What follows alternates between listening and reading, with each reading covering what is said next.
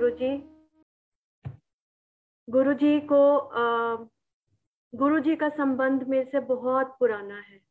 पता नहीं कौन से जन्म में इनका संबंध मेरे से बना है और हमेशा ही बना रहेगा, मैं तो चाहती हूँ। 2005 में मैं गुरुजी को मिली बड़े मंदिर में। मुझे बुलाया गया और मेरी फैमिली को, मेरी मदर को, मेरे बच्चों को, मेरे हस्बैंड को, सबको बुलाया गया। हम शिवरात्रि को वहां पे पहुंचे।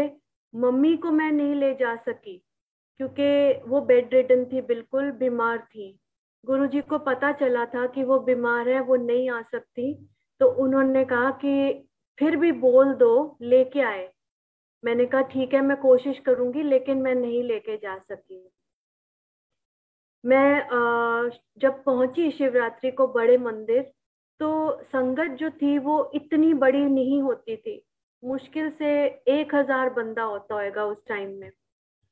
और ये इतना गैदरिंग में गुरुजी ने मुझे पहचाना और दूर से मेरे को बोला, आजा ब्यूटी पार्लर वाली आंटी। मैं इधर उधर देखने लगी कि ब्यूटी पार्लर तो मेरा भी है, किसी और का भी होगा जिसको गुरुजी जानते हैं, लेकिन ये वो मुझे ही बुला रहे थे। मैंने ध्यान नहीं किया और मैं तो बस उनको देखती ही जा रही थी। इतने ब्यूटीफुल, इतने सुंदर कपड़े, इतना सुंदर चोला ब्लैक कलर का, उसके ऊपर रूबीज, डायमंड्स, कितने स्टोन्स लगे हुए। मैं देख रही थी ये कैसे गुरु हैं। हम तो इतने सादे कपड़े पहनते हैं, लेकिन उस दिन तो मैं भी बहुत सुंदर कपड़े पहन के गई थी, क्योंकि जिन्होंने मेरे को बुलाया था उन्होंने कहा था सुंदर बन के आना, अच्छे अच्छे सुंदर कपड़े पहन के आना, जैसे कि किसी शादी में जा रहे हो। ये ऐसे वैसे गुरुजी नहीं है, ये बहुत ऊंचे गुरुजी हैं ये। खैर, मैं जब देखती रही, लंगर किया वहां पर। उस समय लंगर में एक के सामने एक, 4 लोगों के सामने एक थाली आती थी जिसको 4 लोग शेयर करते थे। आजकल भी होता है कभी कभी, लेकिन अब प्रेफरेबली लोग सिंगल थाली में एक एक इंसान को दी जाती है। मैंने जब देखा तो मेरे सामने कोई और अंकल थे, कोई और आंटी थी, लेकिन इकट्ठे ही हमने खाना शुरू किया। लंगर खाया, जल प्रसाद लिया, पहले चाय प्रसाद ली। उसके बाद जब घर जा रहे थे तो रास्ते भर में मैं यही, और कार में जब बैठी तो ऐसी फ्रेग्रेंस कार में, जैसे समझ ही ना आए कैसी फ्रेग्रेंस है। ना तो मैंने कोई ऐसा परफ्यूम लगाया हुआ था, ना कोई फूल रखे थे गाड़ी में। वो ऐसे थे जैसे मोगरा और रोजेस का मिक्सचर हो, लेकिन वो फ्रेग्रेंस मोगरा और रोजेस का मिक्सचर नहीं था। वो तो गुरु जी की स्वयं अपनी खुशबू थी जो उनके शरीर से आती थी। आज भी आती है, कितनी बार मुझे घर में आती है आज भी। मैं कभी कभी सो रही होती हूँ तो ऐसे लगता है कि एक झोंका सा आया है कमरे में, तो देखती हूँ, अरे ये क्या था, अच्छा गुरु जी आए हैं। अच्छा, इधर से कभी निकल रही होती हूँ, कार में बैठी होती हूँ, तो कहीं इधर से जा रही होती हूँ तो एक झोंका सा आता है, लगता है ओहो गुरुजी आए हैं। जय गुरुजी बोलती हूँ और बोलती हूँ, शुक्राना गुरुजी, आज भी मेरे को दर्शन देते हो, पल पल मेरे साथ हो। कमाल है, कमाल है। खैर, जब पहले दिन, शिवरात्रि वाले दिन मैं जब घर पहुंची तो सोचती रह गई कि ये कैसे गुरुजी हैं, ये इतने सुंदर, इतने ब्यूटीफुल, इनके चोला कितना ब्यूटीफुल था, ये कैसे कपड़े पहनते हैं, ये समझ नहीं आ रही थी, कुछ कंफ्यूज था माइंड। खैर, उसके बाद सो गई, 2 ढाई बज गए सोते सोते रात को। और मेरे घर में उस टाइम मेरा लैब्राडोर था, डॉग था, वो मुझे बार बार उठाता था, बार बार उठाता था कि उठो, लेकिन मैं बोल रही थी हट मुझे सोने दे, हट मुझे सोने दे। खैर, 4 बजे उसने शोर मचा दिया, मेरे चादर खींचने लग पड़ा, मेरी रजाई उतारने लग पड़ा। ये है 9 फरवरी 2004। उस दिन जब मैंने फिर उसके उठ के दरवाजा खोला, वो बाहर निकलना चाहता था। मेरा कोठी थी दिल्ली में, अब मैं नोएडा में रहती हूँ। वहां पर जब मैंने दरवाजा खोला तो गाड़ी मेरी खड़ी थी, तो मेरा जो डॉग था वो उस गाड़ी को ऐसे पंजे मारने लग पड़ा। तो मैंने पीछे देखा तो उस गाड़ी में गुरुजी बैठे हुए। मैं 1 मिनट के लिए, मेरे अभी भी रोंगटे खड़े हो गए जब मैं ये बात बोल रहा हूँ आपसे। मैंने मैं उनसे बोली कि गुरुजी आप अंदर कैसे आए, मैंने तो ताला लगाया हुआ है गेट को। तो गुरुजी बोलते हैं कि ब्यूटी पार्लर वाली आंटी, गुरुआ नु कोई तालियां दी लोड़ नहीं होंदी।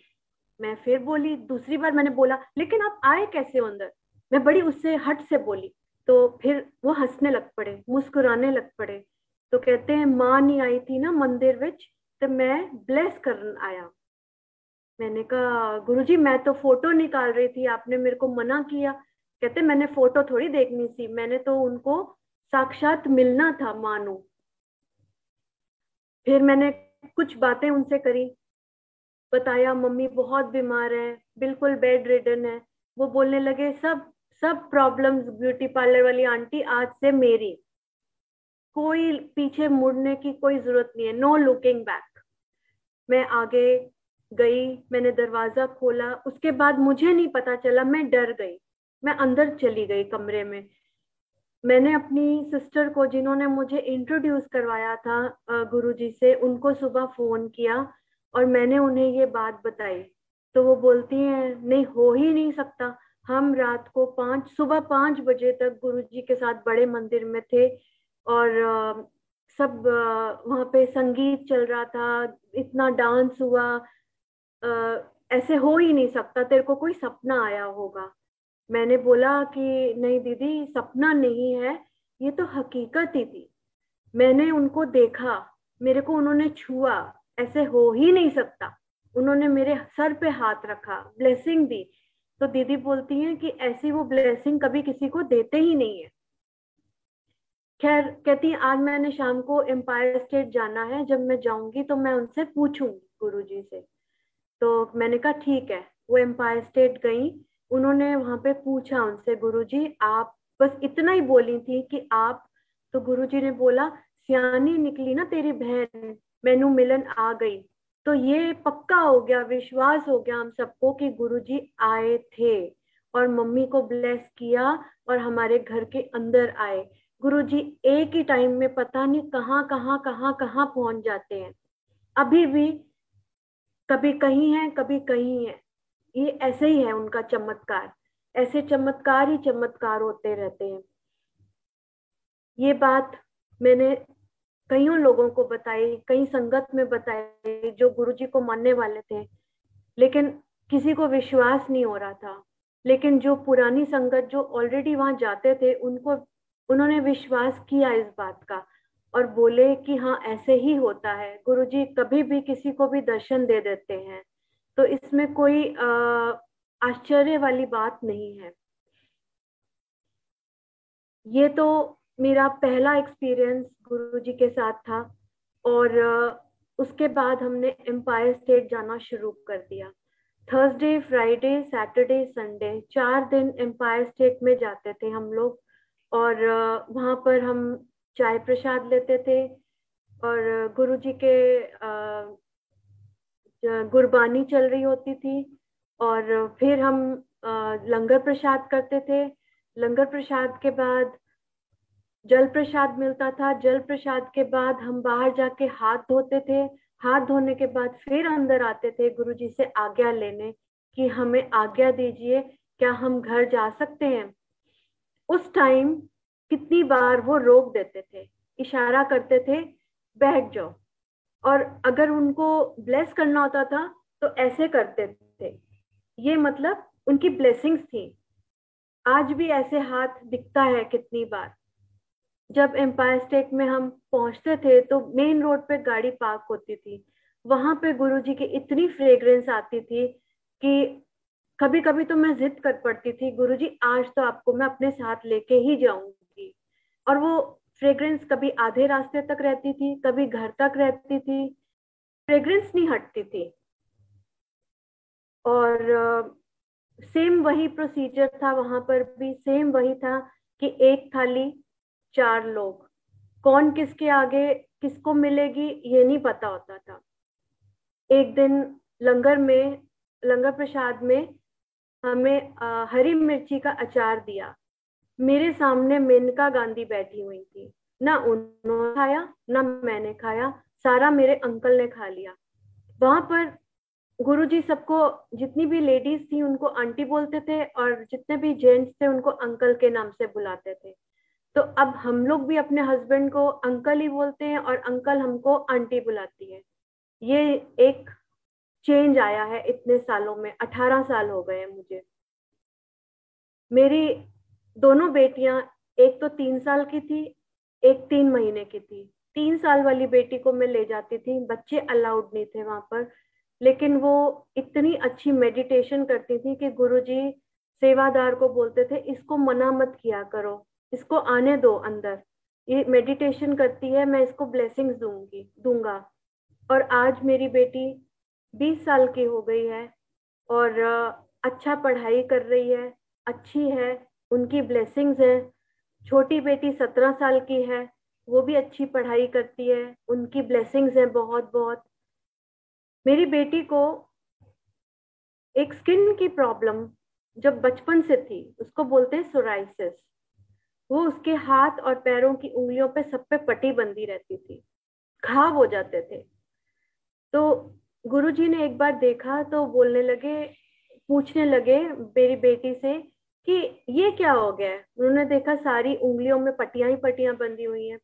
तो उन्होंने उसको बोला कि पट्टी खोल के दिखा, तो वो बोलने लगी कि इसमें सब घाव है मेरे। तो उन्होंने जैसे ही पट्टी खुलवाई तो जब देखा तो उसके हाथ और पैर दोनों, उसके बाद आज तक मुझे पट्टी बांधने की आवश्यकता नहीं हुई।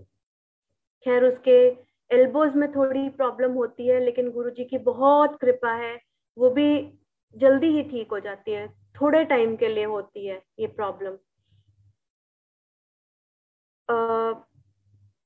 जब मेनका गांधी और मैं बैठ के हम खा रहे थे हरी मिर्च का अचार, तो उसमें ये हुआ कि ना मैंने खाया ना उन्होंने खाया। गुरुजी देख रहे थे हम, क्योंकि उस दिन सबसे आगे बैठे हुए थे उनके एकदम सामने। तो गुरुजी ने मेरे को बोला, आंटी मिर्च अचार नहीं खा रही? मैंने कहा गुरुजी बहुत एसिडिटी की प्रॉब्लम है, मेरे से खाया नहीं जाता। सेम बात मेनका गांधी ने भी बोली। और फिर अब गुरुजी ने हमें डबल मिर्ची खिलाई, उनको भी और मेरे को भी। कहने लगे खाती जा खाती जा। दोनों ने खाई, सी सी करते, पानी पीते करते, लेकिन इतनी मिर्ची लगी नहीं मुझे। मुझे समझ नहीं आया कि वो मिर्ची है कहाँ।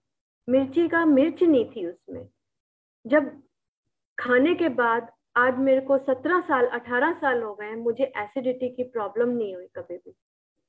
ये उन्होंने मेरी एक छोटी सी प्रॉब्लम दूर कर दी। नवरात्रे चल रहे थे, मैं सारे नवरात्रे रखती थी बचपन से। मेरी आदत थी कि मैंने नवरात्रे पूरे रखने हैं, लेकिन गुरुजी के वहां पे भी जाने का बहुत मन था। तो मेरे अंकल बोलने लगे तुम तो फास्ट रखा हुआ है, तुम कैसे जाओगी, लंगर कैसे करेंगे, कैसे होगा? तो मैंने उनसे बोला चलो चलते हैं, देखते हैं क्या होगा। जब लंगर का हुआ तो मैं बाहर जाके बैठ गई, मैंने लंगर नहीं किया। गुरुजी को पता चल गया कि मैंने लंगर नहीं किया। जब आज्ञा लेने आए तो गुरुजी बोलते हैं आंटी आज लंगर नहीं किया। तो मैंने हाथ जोड़ दिए, मैंने कहा गुरुजी आज नवरात्रे हैं, मेरा फास्ट है। तो कहते इत्थे क्यों आई सी फिर? तो मैंने कहा बाकी लोग आए हैं तो मैं आई थी। कहते कोई फास्ट नहीं रखने होंगे, मेरे को लाओगे तो कोई फास्ट वास्ट सब बाहर छड़ के आओगे, ये सब मतलब ही नहीं है इस चीज का। तो मेरे को कहते हैं हाथ आगे बढ़ा। मैंने हाथ आगे बढ़ाया तो लड्डू की एक थाल रखा हुआ था, लड्डू चूर चूर हो रखा था। उन्होंने इतना बड़ा मेरे हाथ में ऐसे करके दिया, मैंने ऐसे पकड़ा, 1 बार 2 बार 3 बार उन्होंने डाला और मुझे ऐसे करके खाना पड़ा क्योंकि मेरे दोनों हाथ भरे हुए थे। मैंने जब खाया उसके बाद मैं बाहर गई, हाथ धोए, वापस आई अंदर। तो फिर उन्होंने बोला हाथ आगे कर, मैंने हाथ फिर आगे किया, फिर 3 बार उसमें इतना सारा लड्डू प्रसाद मेरे को दिया। पता नहीं कौन से कर्म काट रहे थे मेरे, कौन सी मेरी तकलीफें जो मेरे को थी काट रहे थे।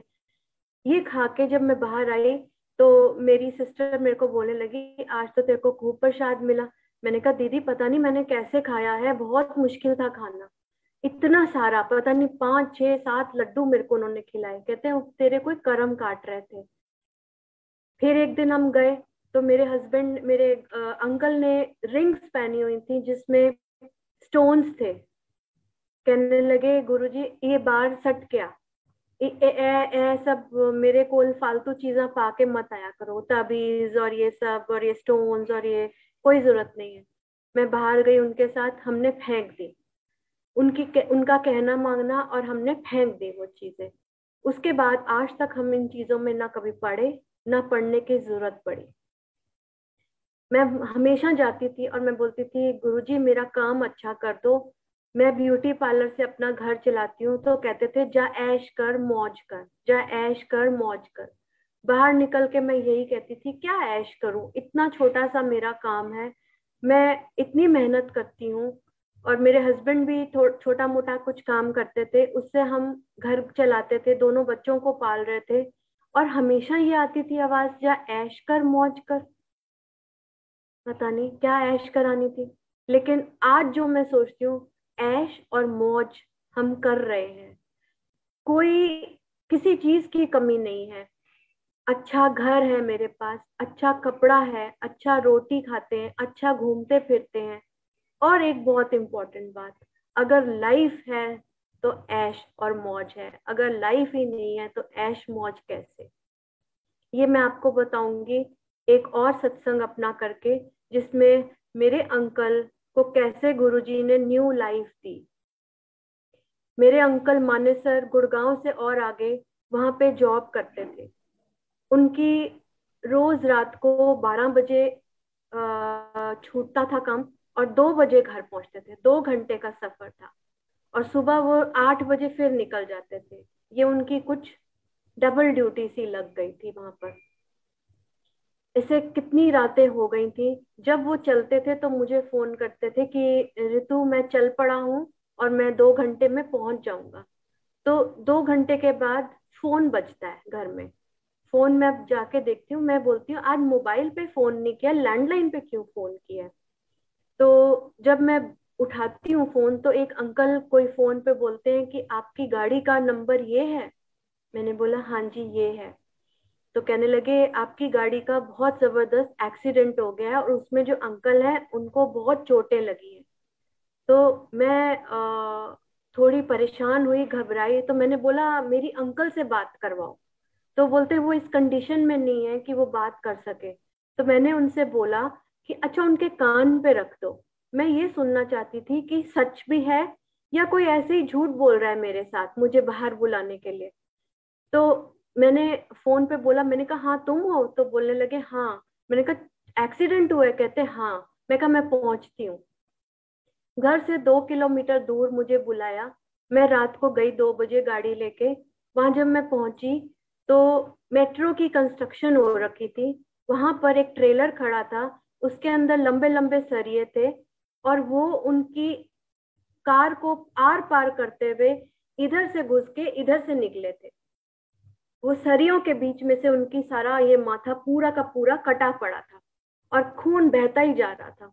मैं देख के डर गई और घबरा गई। मेरे घर के पास एक हॉस्पिटल था, दीपक हॉस्पिटल।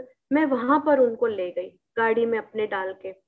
और जब मैं वहां पहुंची तो उन्होंने, हॉस्पिटल वालों ने मना कर दिया कि हम नहीं लेंगे इनको, क्योंकि ये एक एक्सीडेंट केस है और एक्सीडेंट केस को सिर्फ गवर्नमेंट हॉस्पिटल्स वाले लेंगे। मैंने उनसे रिक्वेस्ट करी लेकिन उन्होंने नहीं माना। मैं एक डॉक्टर को वहां बहुत अच्छे से जानती थी, मैंने उन्हें रात को फोन किया। मैंने कहा डॉक्टर साहब मैं ऋतु बोल रही हूँ, ऐसे ऐसे राजीव का एक्सीडेंट हुआ है और ऐसे उनका हो गया है, तो इनको बोलो कि एडमिट कर ले। तो उन्होंने वहां पे बात करी और एडमिट कर लिया। थोड़ी देर बाद एमआरआई करी। जब एमआरआई करी तो ये बताया मुझे कि उनके सर के 4 टुकड़े हो गए हैं, कोई होप नहीं है। मैं घबराई, रोई, परेशान हुई। मैंने लोगों को बुलाया, कुछ रिश्तेदारों को। सबको इकट्ठा किया और ये सोचने लगे कि अब कौन से हॉस्पिटल में इनको लेके जाएं जिससे कि इनका सबसे अच्छा इलाज हो सके। लेकिन हॉस्पिटल वालों ने ये बोला कि इनकी ये कंडीशन ही नहीं है कि आप इनको ले जा सको, ये रास्ते में ही कोलैप्स कर जाएंगे। यहाँ पे कम से कम ऑक्सीजन वगैरह सब चीजें हमने इनको ड्रिप्स लगा दी हैं, ये इससे तो है। गुरुजी को मैसेज भेजा सुबह 6 बजे। गुरुजी ने बोला पूछो डॉक्टर का रंग क्या है। मेरे से पूछा गया डॉक्टर का रंग क्या है। मैंने बोला डॉक्टर बहुत गोरा है, ऐसा जैसे बीमारी से गोरे नहीं हो जाते।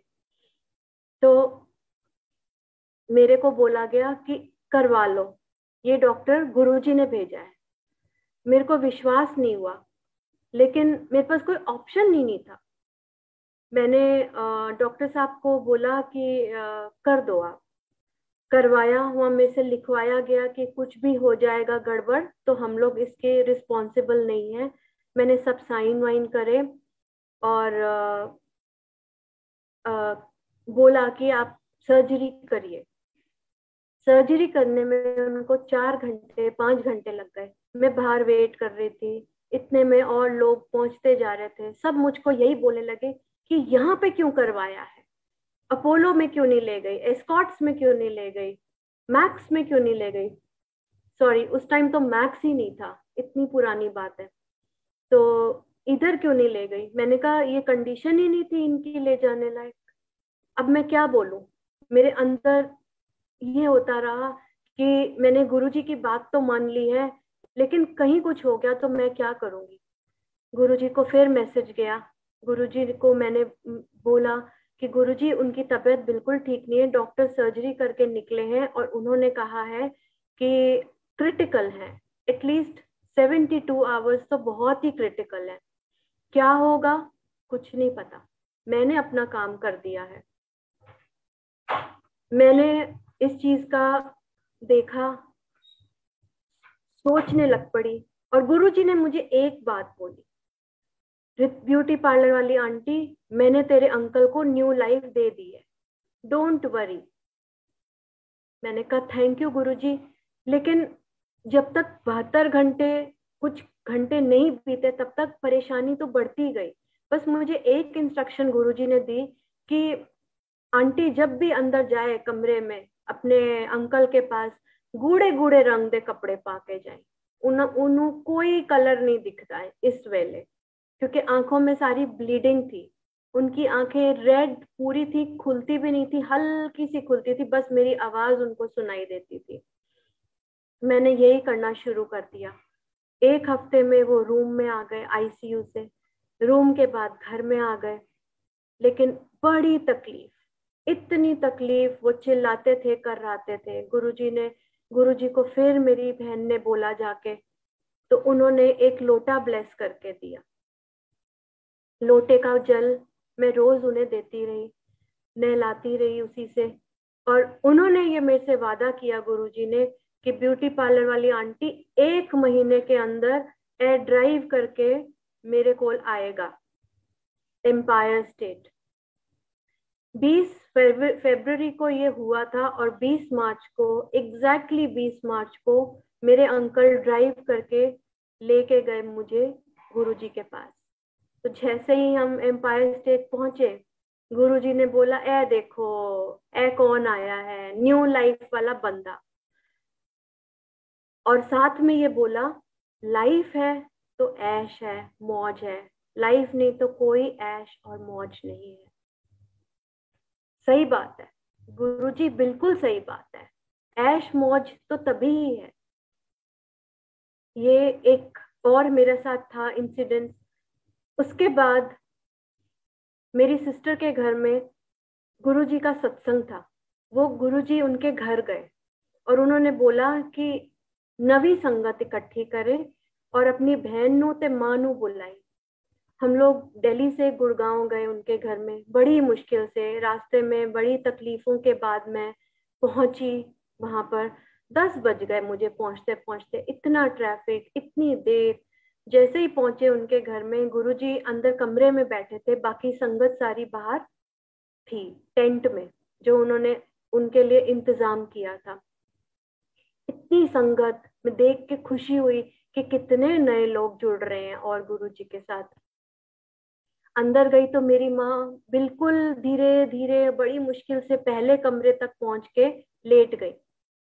गुरुजी बोलते हैं मेरी बहन को, जा तेरी बहन और माँ आ गए हैं। वो बाहर निकल के आई तो देखा मैं सामने खड़ी हुई, तो बोलने लगी मम्मी। तो मैंने बोला वो कमरे में लेटे हैं, उनकी तबीयत ठीक नहीं है। तो गुरुजी उस कमरे में खुद आए, वो खड़े हुए और मेरी माँ लेटी हुई, ये उनको ब्लेस कर रहे थे मेरे गुरुजी। उनको उन्होंने बोला ये तेल से मसाज करो, उनको ये करो, उनको ये खाने को दो। सब चीजें ऐसी ऐसी बताई जो मैंने करनी शुरू करी, और धीरे धीरे धीरे धीरे जितनी लाइफ थी उनकी मम्मी की वो बेटर होनी शुरू हो गई। दिन ब दिन अपना थोड़ा जो मतलब उनको खाना खिलाना नहलाना सब कुछ करना पड़ता था, थोड़ा थोड़ा खुद खाना शुरू करना कर दिया उन्होंने।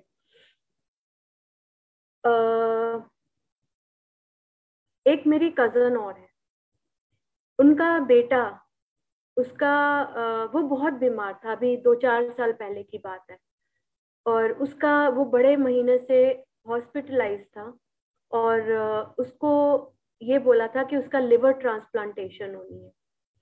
वो उसकी डेट फिक्स हो गई थी मेदांता में लिवर ट्रांसप्लांटेशन के लिए। तो मैंने उनको कई बार बोला दीदी आप जाओ गुरुजी के यहाँ लंगर करके आओ, उसके लिए प्रसाद ले आना, वो अगर नहीं जा सकता जल प्रसाद ले आओ, मैं ले आती हूँ। लेकिन वो मानी नहीं काफी टाइम से। फिर एक दिन मैंने उनको फिर फोन किया, मैंने कहा आप जाओ, आज जाओ। तो बोलती हाँ आज हमने जाने का सोचा है, हम जा रहे हैं। तो 2 मंजिल ऊपर रहती हैं, नीचे उतर के आई। पीछे पीछे उनका बेटा जो एक कदम भी नहीं चलता था घर के अंदर, बाथरूम तक भी बड़ी मुश्किल जाता था, वो 2 मंजिल नीचे उतर के आ गया और बोलता है कि मुझे भी ले जाओ गुरुजी के यहाँ। पता नहीं मरना तो है मैंने एक दिन, पता नहीं क्या होगा मेरा वो ऑपरेशन के बाद, लेकिन मैं गुरुजी के दर्शन करना चाहता हूँ। वो लेके गई, वहां पे उसने लंगर किया, सारा चला, सारा मिर्ची वाला उसको बहुत लग रही थी क्योंकि वो बिल्कुल बॉइल्ड वेजिटेबल्स और बॉइल्ड खाना खाता था। उसने लेकिन खाया, खा के घर आया तो रात को उसको उल्टी हुई पूरे खून की, पूरा ब्लड था उसमें। तो सब लोग डर गए ये क्या हो गया, और मेरे को बोलने लग पड़े कि इसने भेजा था हमको, देखो क्या हो गया। खैर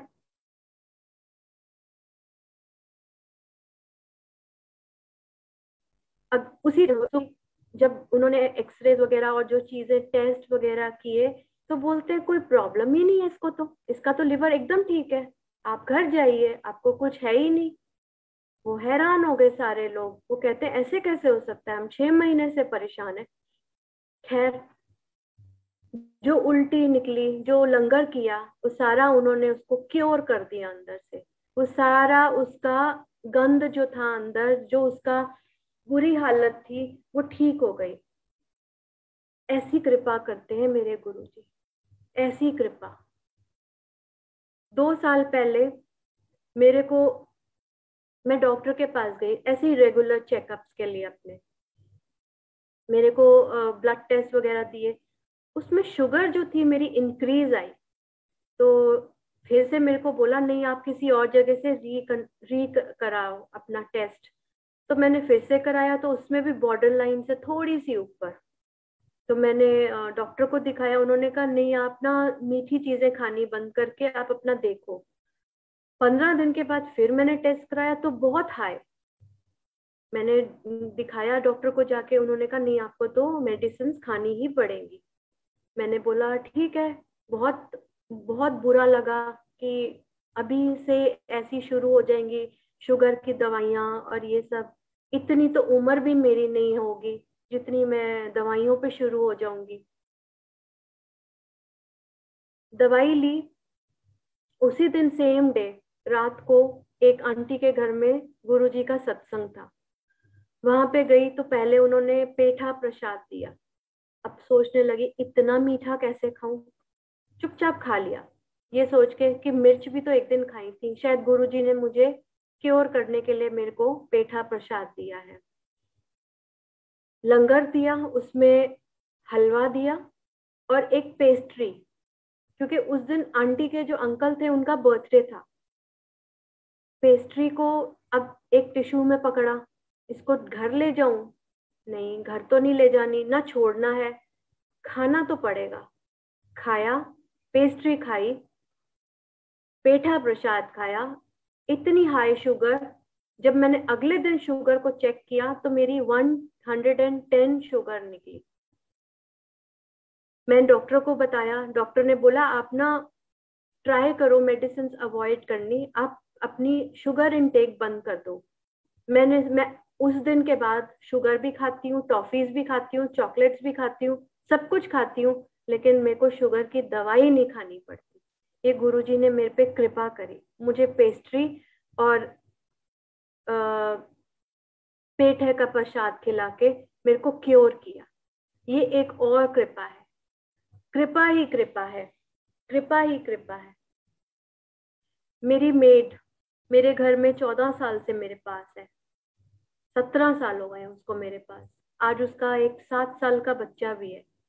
7 साल पहले वो प्रेग्नेंट थी तो मेरे घर पे ही थी, तो उसको किडनी में स्टोन हो गया प्रेगनेंसी में। इतनी तकलीफ, रात रात को उसको लेके भागते थे, उसको पेन होती थी, शूटिंग पेन, उसके इंजेक्शंस लगवाते थे और सारा दिन वो लिम्का और पेप्सी और ये सब पीती थी कि ठीक हो जाए।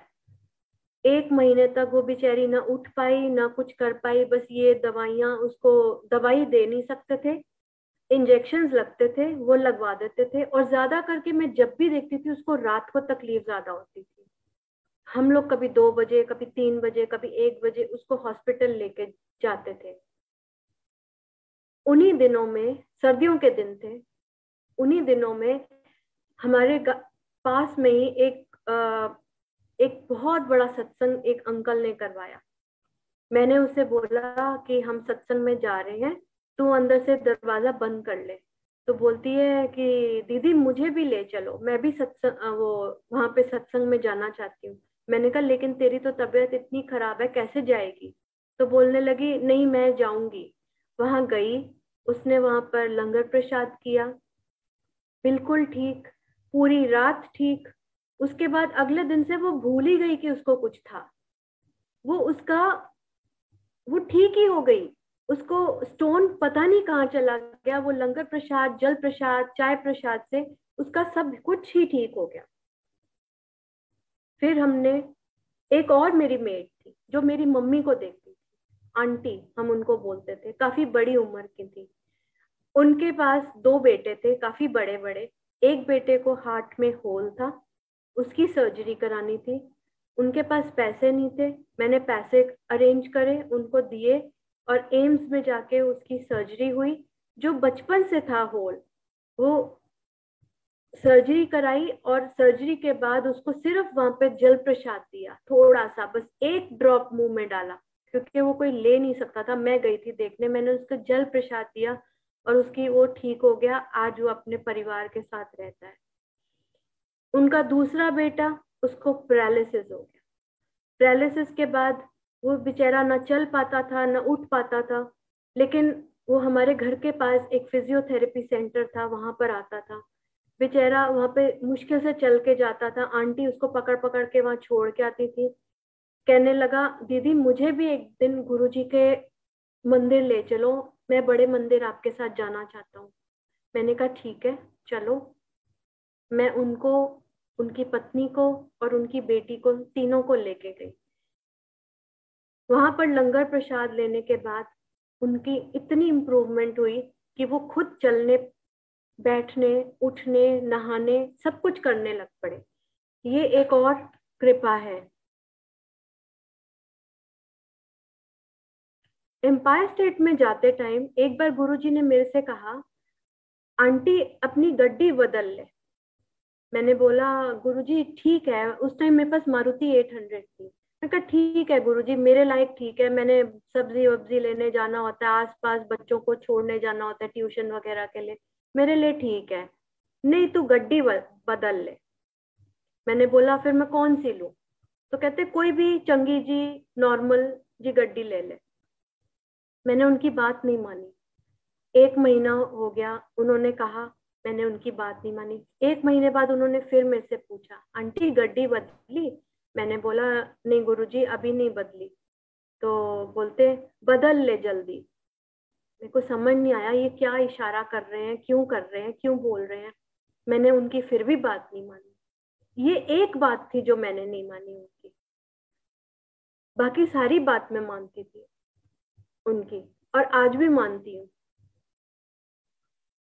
मैं अपने घर से थोड़ी ही दूर मार्केट तक गई, वहां पर मैंने गाड़ी पार्क करी, केमिस्ट शॉप पे गई। जब वापस आई बाहर तो मेरी गाड़ी चोरी हो चुकी थी। मैंने इधर उधर देखा, मेरे को लगा कहीं मैंने गलती से कहीं और जगह पे तो नहीं पार्क कर दी। सारी गलियों वलियों इधर उधर सब ढूंढ के आई, लेकिन मेरी गाड़ी चोरी हो चुकी थी। और हम उस टाइम ईस्ट दिल्ली में रहते थे, एकदम हमारे साथ यूपी बॉर्डर था। पुलिस बोलने लगी यूपी बॉर्डर में अगर गाड़ी जाती है तो फिर वापस नहीं आती। उस दिन मैं बड़े मंदिर नहीं जा सकी। बड़े मंदिर नहीं जा सकी, इसीलिए मेरे बहन से पूछा, आज बहन नहीं आई तेरी? बोलती है मुझे नहीं पता क्यों नहीं आई, पता नहीं आ जाएगी शायद थोड़ी देर में। तो गुरुजी को मैंने अपनी सिस्टर को फिर बताया कि मेरी गाड़ी चोरी हो गई थी तो मैं आ नहीं सकी थी। तो मैं फिर दो तीन दिन के बाद जब गुरुजी के पास गई तो कहने लगे गड्डी चोरी हो गई आंटी? मैंने बोला हाँ जी गुरुजी। तो कैसे आई है? मैंने कहा टैक्सी करके आई हूँ। तो बोलते हैं अब नई गड्डी ले ले। मैंने कहा अच्छा गुरुजी अब तो लेनी ही पड़ेगी। तो फिर अगले हफ्ते मैं गई, तो मैं जैसे ही एंटर करी, हाँ जी आंटी गेट्स ले लेती। मैं हैरान हो गई, गुरुजी को कैसे पता मैंने गेट्स ली है? ना मैंने बात करी, ना मैंने उन्हें कुछ बताया। खैर वो तो भगवान है, उन्हें तो सब कुछ पता है। उस टाइम हमको पता ही नहीं चलता था कि ये भगवान है।